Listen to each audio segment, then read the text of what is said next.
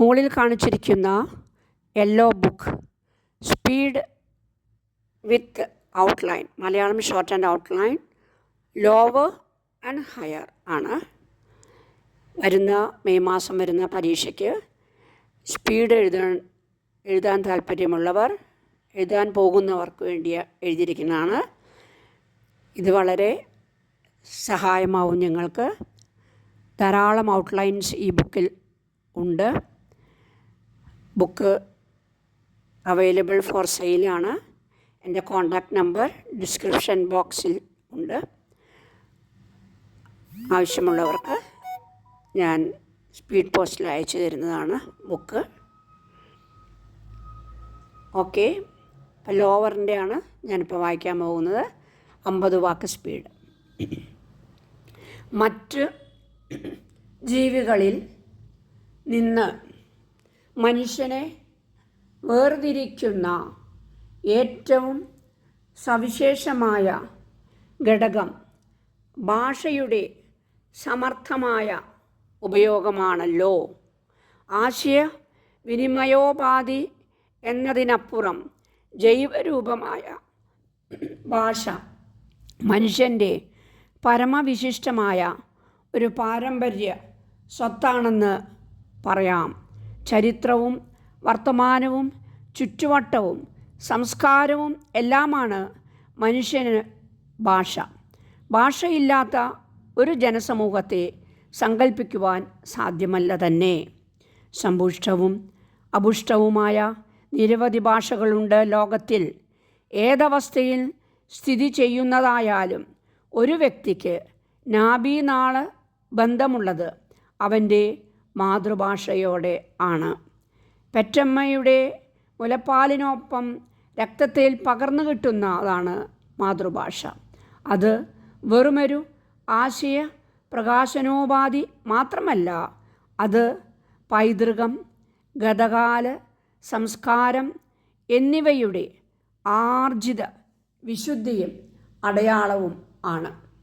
ഒരു കുട്ടിയുടെ അടിസ്ഥാന വിദ്യാഭ്യാസം ആരംഭിക്കേണ്ടത് മാതൃഭാഷയിലൂടെയാണ്.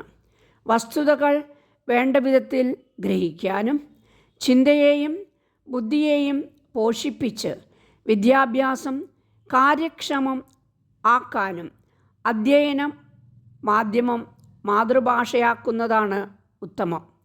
മറ്റ് ഭാഷകളിൽ പ്രാവീണ്യം നേടിയാലും ചിന്തകൾ ഉരിയുന്നത് മാതൃഭാഷയിലൂടെ ആയിരിക്കും. വിനിമയത്തിന് ഉപയോഗിക്കുന്ന ഭാഷ ഏതായിരുന്നാലും ആശയം പ്രാഥമികമായി രൂപപ്പെടുന്നത് മാതൃഭാഷയിലാണ്. തുടർന്ന് പരിഭാഷപ്പെടുത്തലാണ് നടക്കുക. മാതൃഭാഷയിൽ വേണ്ടത്ര ജ്ഞാനം നേടാതെ മറ്റു ഭാഷകൾ സമർത്ഥമായി പഠിക്കാൻ സാധ്യമല്ല. മാതൃഭാഷ ഉപേക്ഷിച്ച് മറ്റൊരു ഭാഷയിൽ പഠനം ആരംഭിച്ചാൽ 2 ഭാഷകളും നഷ്ടമാവുകയും പഠനം അപൂർണമാവുകയും ചെയ്യും. ഇത് വിദ്യാഭ്യാസത്തിൻ്റെ ഗുണനിലവാരത്തെ പ്രതികൂലമാക്കുന്നു. മാതൃഭാഷയിൽ വേണ്ടത്ര അറിവ് നേടിയ ശേഷം കൂടുതൽ ജ്ഞാനത്തിനും തുടർ വിദ്യാഭ്യാസത്തിനുമായി ലോകഭാഷകളെ സ്വീകരിക്കുന്നതിൽ തെറ്റില്ല. മാതൃഭാഷയ്ക്ക് പുറമെ എത്ര ഭാഷകൾ അഭ്യസിക്കുന്നതും പ്രശംസാർഹം തന്നെ ആണ്. ഇന്ന് കേരളത്തിൽ നഴ്സറി തലം മുതൽ കുട്ടികളെ ഇംഗ്ലീഷ് മീഡിയം വഴി പഠിപ്പിക്കാൻ ഉള്ള പ്രവണത വർദ്ധിച്ച് വരുന്നു. മാതൃഭാഷയെ പരിപൂർണമായി ഒഴിവാക്കിക്കൊണ്ടുള്ള ഇത്തരം പഠനം അപകടം ചെയ്യും. ഇതുമൂലം കുട്ടികൾ കാര്യങ്ങൾ വേണ്ടവിധം ഗ്രഹിക്കാതെ ഉരുവിട്ട് പഠിക്കാൻ മാത്രം നിർബന്ധിതർ ആകുന്നു. ഇത് വിദ്യാഭ്യാസത്തിൻ്റെ അഭിലഷണീയ നിലവാരത്തെ എതിർദിശയിലേക്ക് നയിക്കും.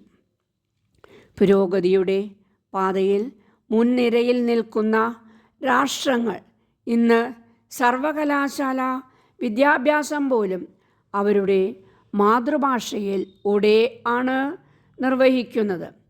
Germany, Japan, France, Israel, China എന്നീ രാജ്യങ്ങൾ ഉദാഹരണം ആകുന്നു. ഈ രാജ്യങ്ങളിൽ ഇംഗ്ലീഷ് അറിയുക എന്നത് ആരാധ്യമായി ഒരു മേന്മയായി കരുതപ്പെടുന്നില്ല. മറിച്ച് അവരുടെ മാതൃഭാഷ ആഴത്തിൽ അറിയാതിരിക്കുന്നത് പരിഹാസ്യമായി ഒരു കുറവായി കരുതപ്പെടുകയും ചെയ്യുന്നു. ഇന്ത്യയിൽ തന്നെ കേരളം ഒഴികെ ഉള്ള ഭൂരിഭാഗം സംസ്ഥാനങ്ങളും അധ്യയന മാധ്യമം എന്ന നിലയിൽ മാതൃഭാഷയ്ക്ക് മഹത്തായ സ്ഥാനമാണ് നൽകി വരുന്നത്. ബംഗാളും തമിഴ്നാടും ഈ രംഗത്ത് വളരെ മുന്നിൽ നിലകൊള്ളുന്നു. മാതൃഭാഷ അറിയാതിരിക്കുന്നത് അഭിമാനമായി കരുതുന്ന ജനവിഭാഗം ഒരു പക്ഷേ നമ്മുടെ ഈ കേരളത്തിൽ അല്ലാതെ ലോകത്ത് ഒരിടത്തും ഉണ്ടാകാൻ സാധ്യതയില്ല.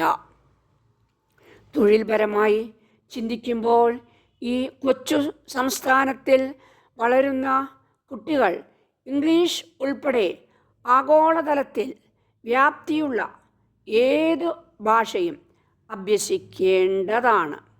എന്നാൽ അതിനുവേണ്ടി കുട്ടിയുടെ വിദ്യാഭ്യാസത്തിൽ നിന്നും ചുറ്റുപാടുകളിൽ നിന്നും മാതൃഭാഷയെ ഒഴിവാക്കുന്നത് ശരിയായ കാഴ്ചപ്പാടല്ലെന്നേ ഇവിടെ വിവക്ഷയുള്ളൂ. മാതൃഭാഷയുടെ മഹിമയെപ്പറ്റി മഹാകവി വള്ളത്തോൾ പാടിയത് ഈ സന്ദർഭത്തിൽ ഓർക്കാം. മറ്റുള്ള ഭാഷകൾ കേവലം ധാത്രിമാർ, മർത്യന്നു പെറ്റമ്മ തൻ ഭാഷ താൻ. മാതാവിൻ വാത്സല്യ ദുഗ്ധം നുകർന്നാലേ പൈതങ്ങൾ പൂർണ്ണ വളർച്ച നേടൂ.